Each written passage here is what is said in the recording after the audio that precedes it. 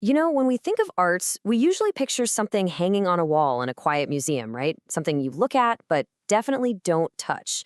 But what if the most important art in your life isn't on a wall at all? What if it's the art you use every single day? So today, we're going to dive into the incredible story of the decorative arts.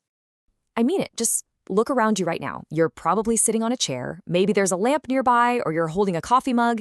Every single one of those things was designed. Somebody, somewhere, made a choice about its shape, its color, how it feels in your hand.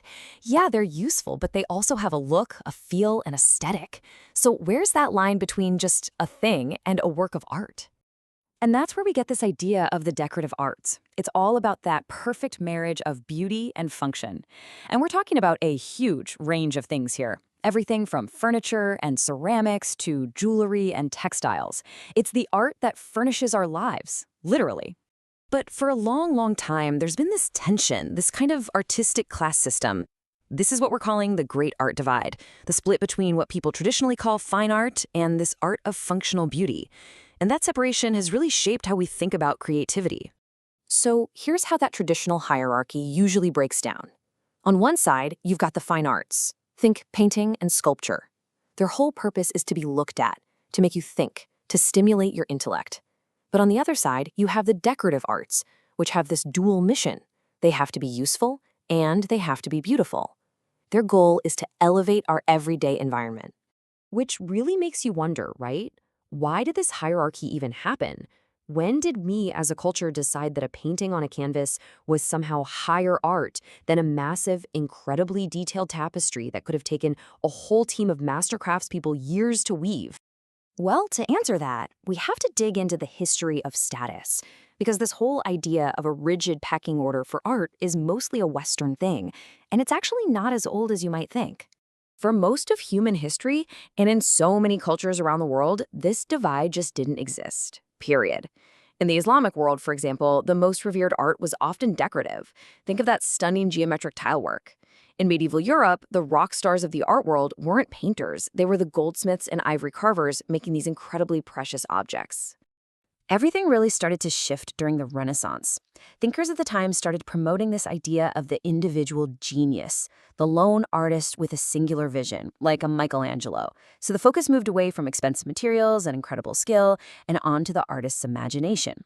Then, boom, the Industrial Revolution comes along and drives that wedge even deeper. Suddenly, you have a huge gap between unique, handmade art and identical, factory-made stuff. But of course, history is all about action and reaction. As mass production just exploded, a really powerful counter-movement started to build. The makers, the artisans, the people who worked with their hands, they began to fight back. And that rebellion got a name, the Arts and Crafts Movement. It kicked off in England during the late 1800s, and it was led by this absolute force of nature, William Morris. He and his followers were just appalled by what they saw as the ugly, soulless, impersonal objects pouring out of the new factories. And their core beliefs were pretty radical for the time. They called for a return to traditional hands-on craftsmanship.